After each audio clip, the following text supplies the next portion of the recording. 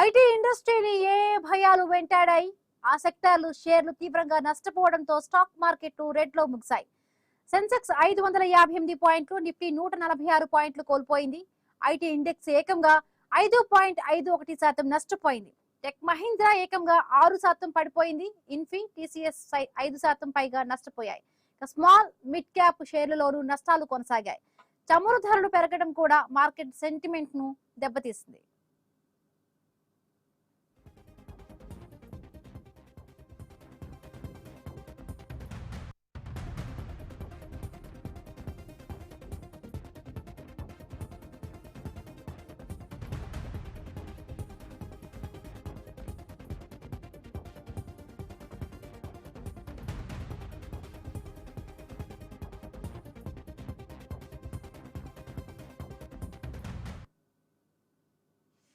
IT ఇండస్ట్రీని ఏ భయాలు వెంటాడాయి. ఆ సెక్టార్లు షేర్లు తీవ్రంగా నష్టపోయాయి.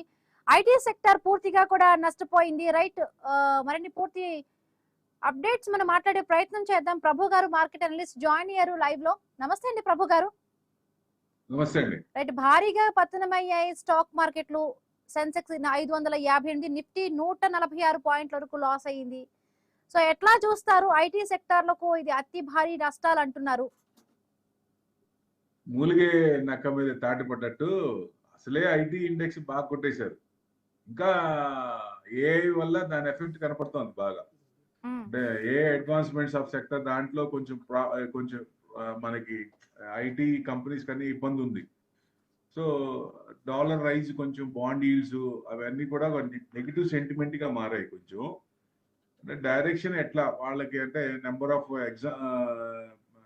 ఎంప్లాయీస్ మొత్తం కట్ అయిపోతారు. 100 మంది చేయాల్సిన పని జస్ట్ ఒక 10 నిమిషాల్లో చేస్తుంది అనేది ఒకటి ఇది ఉంది కదా. దానివల్ల రీసెంట్ గా యుఎస్ లో కూడా షట్ డౌన్ ఉన్నప్పుడు ఏ లే ఆఫ్స్ కూడా బాగా జరిగినాయి. సో అది ఇంకా క్లారిటీ రాలేదు. ఇంకా మనకి ఏ వస్తే జనాలకి ఉద్యోగాలు పోతాయా, అసలు దానికి డైరెక్షన్ రాలేదు. సో యుఎస్ ఫెడ్ రేట్ కూడా ఉంది కాబట్టి దాని అనుగుణంగా unemployment recent US data, economic data కూడా వచ్చింది. అది కూడా కొంచెం డ్యాంప్ అనేది అనుకోవచ్చు సెంటిమెంట్ ని. ఇవన్నీ కలిపి యుఎస్ జాబ్ డేటా కొంచెం పర్వాలేదు, అన్ఎంప్లాయ్మెంట్ రేట్స్ ఇది. సో ఇవన్నీ కలిపి ఒకేసారి కొంచెం ఇదైనవి. ఆల్రెడీ పడ్డవి ఇంకా పడుతున్నాయి. ఇంకా ఎంతవరకు పడుతుంది అని ఇంకా ఉంది. ఎందుకంటే పట్టం కూడా విపరీతంగా పడ్డాయి. స్టాక్స్ అన్ని కూడా బాగా పడ్డాయి. ఈ 20 అంటే 35% అంటే మళ్ళీ దాని మీద ఇవాళ కూడా డౌన్ అంటే ఇక ఎంతవరకు అనేది ఐటీ ఇండెక్స్ ఎంతవరకు వెళ్ళొచ్చు అనేది చెప్పలేకుండా ఉన్నారు. సో ఆ టెక్నాలజీ అనేది బాగా ఇంకా ఇంకా ఇంకా డౌన్ సైడ్ చూపిస్తుందండి. ఇంకా వీక్ సెంటిమెంటే ఉంది ఐటీలో. జియో పొలిటికల్ టెన్షన్ అన్న కానివ్వండి, యుఎస్ ఇరాన్ ఇదన కానివ్వండి, ఇన్ఫ్లుయెన్స్ దాని మీద బాగా పడుతుంది అనుకోవచ్చు ఒక రకంగా. సో దాని అనుగుణంగా ఎంతవరకు వెళ్తుంది అనేది ఇంకా చెప్పలేము. సో డెఫినెట్ గా ముందు ముందు ఇంకా ఐటీ ఇండెక్స్ ఇంకా కొంచెం వీకే ఉంటుంది. ఇంట్రెస్ట్ రేట్ తగ్గుతుంది, దాని ఎఫెక్ట్ పర్వాలేదు అన్నారు. కానీ అక్కడ ఇంట్రెస్ట్ రేట్ తగ్గిస్తారా లేదు, రేపు ఫ్రైడే యుఎస్ ఇన్ఫ్లేషన్ ఉంది, అది కూడా కొంచెం డైరెక్షన్ చూపించే అవకాశం ఉంటుంది. ఇవన్నీ డేటా అంతా ఉంది కాబట్టి మేబీ ఇంకా కొంచెం నెక్స్ట్ లెవెల్ ఇంకా కొంచెం వీకే ఉంది. ఐటీ ఇండెక్స్ ఇంకా కొంచెం పడచ్చు, స్టాక్స్ కూడా పడచ్చు. ఎంతవరకు అనేది చెప్పలేకుండా. సో వీక్నెస్ అనేది కనపడతా ఉంది. 5.51% అంటే టాప్ లూజర్ సెక్టోరియల్ ఇండిసెస్ లో. Reality 1.5, media 1.31, oil and gas 1.19, అన్ని 1 పాయింట్ లో ఉంటే ఇది 5.5 లో ఉంది. ఆల్రెడీ పడింది కూడా. సో అంటే ప్రభు గారు జనరల్ గా అంటే మార్కెట్ గురించి చెప్తున్నప్పుడు అంటే నష్టాల్లో ఉన్నప్పుడు కొన్ని స్టాక్స్ కొనుక్కుంటే కూడా అంటే ఫ్యూచర్ లో లాభాలు వచ్చే దిశగా కూడా అంటే దూరదృష్టితో ఆలోచించి కొనుక్కోమని చెప్తూ ఉండుంటారు. బట్ ఇప్పుడు అన్ని కూడా షేర్స్ అన్ని కూడా పతనం అయిపోయాయి. అంటే ఎట్లా ఇప్పుడు ఏమైనా ఇన్వెస్ట్ చేసుకుంటే బెటరా, లేకపోతే కొద్ది రోజులు ఆగాలంటారా? ఐటీ ఇండెక్స్ ఆల్రెడీ కొన్నోళ్ళు లాస్ట్ లో అమ్మమని చెప్పలేము. So they have to wait. Next 3 to 5 years target పెట్టుకొని వెయిట్ చేయాల్సిందే. సో యావరేజ్ ఎక్కడ చేసుకోవాలనేది ఇంపార్టెంట్ వాళ్ళకి. సో ఫ్రెష్ ఎంట్రీ వాళ్ళు అయితే కొంచెం ఆగచ్చు. ఇంకా కొంచెం వీక్నెస్ ఉంది కాబట్టి ఇంకా కొంచెం పడే అవకాశాలు ఉన్నాయి.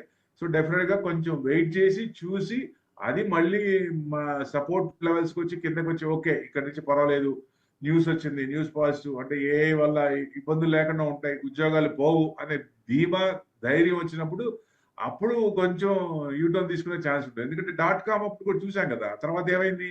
సో అంటే రెమెడీ కానీ సొల్యూషన్ కానీ వస్తుంది, రాకుండా ఉండదు. అతి తొందరలోనే 25 వస్తుంది అనుకుంటే రాలేదు. ఈ సంవత్సరం ఎక్స్పెక్ట్ చేస్తారు డెఫినెట్లీ. ఈ సంవత్సరంలో ఏదన్నా వస్తే అప్పుడు కొంచెం సపోర్ట్ వచ్చి యూటర్న్ తీసుకునే అవకాశాలు ఉన్నాయి.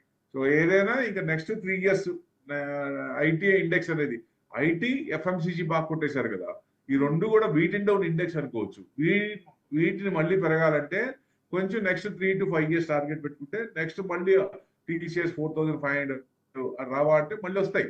ఎందుకంటే సెక్టర్ సిక్లికల్స్ ఈ సంవత్సరం నెక్స్ట్ 2 years లో అయ్యే ఫ్లరిష్ కావాలి, అవే అప్ లో ఉండాలి అని ఉండవు. సో ఏదైతే పెరగలేదో అది సిక్లికల్ కాబట్టి నెక్స్ట్ సీజన్ లో నెక్స్ట్ కమింగ్ ఇయర్స్ లో అవి పెరిగే ఛాన్స్ ఉంటుంది డేటాను బట్టి, అంటే గవర్నమెంట్ సపోర్ట్ బట్టి, పాలసీని బట్టి. సో డెఫినెట్ గా 3 to 5 years హోల్డ్ చేసుకోవాలి. లాస్ట్ లో ఉన్న వాళ్ళు భయపడాల్సిన పని లేదు. They can wait for the longer time period అనేది కొంచెం పెరుగుతుంది అంతే. Right, thank you so much అండి.